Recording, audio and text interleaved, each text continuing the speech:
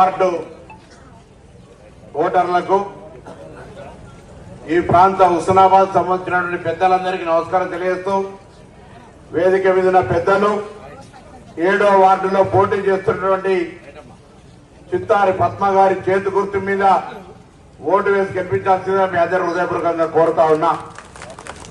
11వ తారీఖు నాడు జరగనున్న మున్సిపల్ ఎన్నికల్లో 20 వార్డుల్లో కాంగ్రెస్ పార్టీ అభ్యర్థులను గెలిపించి హుస్నాబాద్ అనే పేరును అత్యున్నత స్థానాలకు అభివృద్ధిలో అన్ని రకాలుగా తీసుకుపోవడానికి ఇప్పుడు జరుగుతున్న అభివృద్ధిని ఆశీర్వదిస్తూ ఇక్కడ అభ్యర్థులు గెలిపించాల్సిందిగా కోరుతా ఉన్నా. 2 ఏళ్ల కింద హుస్నాబాద్ సంబంధించి ఒక్కసారి ఆలోచన చేయండి.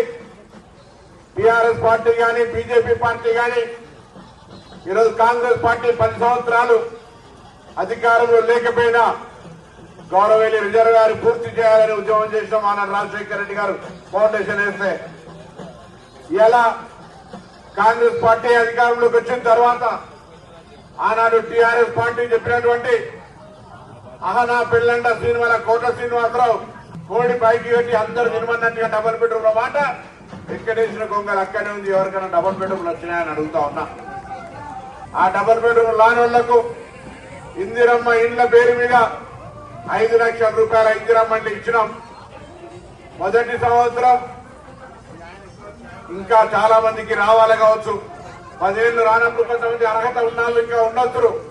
కానీ ఇందిరమ్మ ఇండ్లు మొదటి సంవత్సరం అనేక మందికి రాష్ట్ర వ్యాప్తంగా లక్షల మందికి ఇచ్చడం జరిగింది. తప్పకుండా ఇంకా మిగిలిపోయిన వాళ్ళకి ఇచ్చే బాధ్యత మాదే.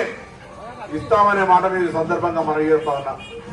రేషన్ కార్డులు కాళ్లకు చెప్పుల రేషన్ తిరిగినా ఒక్క రేషన్ కార్డు కూడా ఇయ్యలే.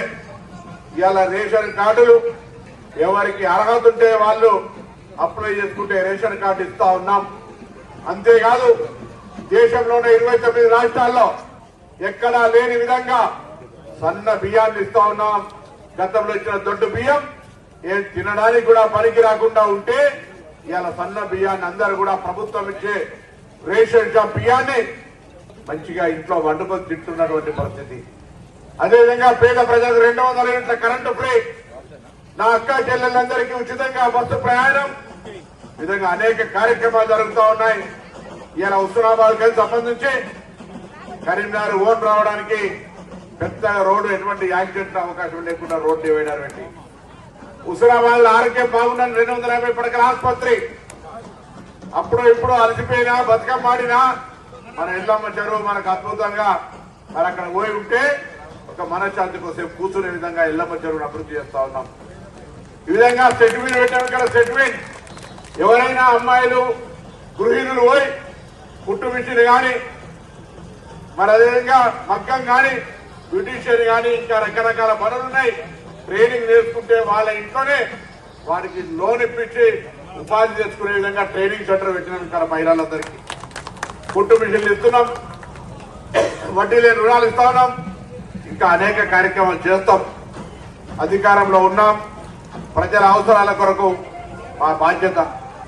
10 ఏళ్లుగా లేనోళ్ళు వాళ్ళు వీళ్ళు మాట్లాడుతూ ఉన్నారు. నేను అడుగుతా ఉన్నా ఇవాళ అసలు ఓటు అడిగే హక్కు మీకు ఎక్కడుంది? ప్రజలకు ఇచ్చిన వాగ్దానాలు ఏమి నెరవేర్చిందని.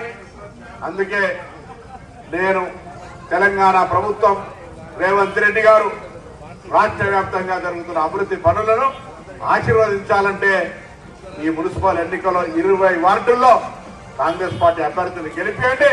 హుస్నాబాద్ యొక్క దశ ఉన్నత స్థానానికి తీసుకుపోయే బాధ్యత నాది అనే మాట మనం చేస్తున్నాం. ఈ ప్రభుత్వ పక్షాన స్థానిక నాయకులందరి సహకారంతో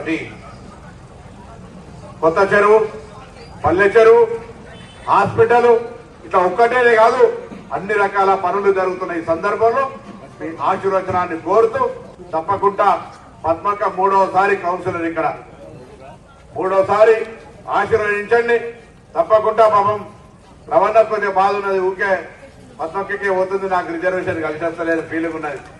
కానీ రాబోయే కాలంలో మహిళలకు 50% రిజర్వేషన్లు సోనియా గాంధీ ఇచ్చినాక ఇక వాళ్ళు 2-3 సార్ల కౌన్సిలర్ అయినాక రవణ రాణిస్తారు. కాబట్టి మళ్ళా మున్సిపాలిటీకి నేను ఎమ్మెల్యే ఉండగా పద్మకర్ మున్సిపాలిటీకి పంపండి. మీ వార్డులో ఉన్న ప్రతి సమస్యను పరిష్కరించేటువంటి బాధ్యత నాకు అక్క రాఖీ కట్టేది నా బాధ్యత. మా అక్క వార్డులో అందరికీ అన్ని రకాల సమస్యలు పరిష్కరించేటువంటి ఒక సొంత సోదరిగా మరి వార్డును అభివృద్ధి చేస్తా అనేటువంటి మాట కూడా ఈ సందర్భంగా మీ అందరికీ మనవి చేస్తూ మరొకసారి అందరికీ ఈ వార్డుకు సంబంధించిన పెద్ద మనుషులందరూ కష్టపడతా ఉన్నారు. కొంత ఈ నియోజకవర్గ నాయకులు మేమే అభ్యర్థులమని బాధ్యత చేస్తూ తిరుగుతా ఉన్నారు. ఎన్నికలు అయ్యేదాకా ప్రతి ఓటు మీద ఒక దృష్టి పెట్టి ఒక ఓటు కూడా అవ్వకుండా మనం పనిచేసినాం, మనకు ఆశీర్వచనం కావాలి, మనం ఇంకా పనిచేస్తాం అనేది చెప్పుకుంటా ప్రతి ఓటర్ను మరి కన్విన్స్ చేసేటువంటి బాధ్యత అభ్యర్థి ఇన్ఛార్జ్ స్థానిక నాయకులతో చెప్తూ మీ అందరూ కూడా తప్పకుండా కాంగ్రెస్ పార్టీని ఆశీర్వదించండి. హుస్నాబాద్ కీర్తిని ఇంకా ఉన్నతంగా తీసుకుపోయడానికి అవకాశం ఏమని కోరుతూ మీ అందరూ నమస్కారం చెప్తూ సెలవు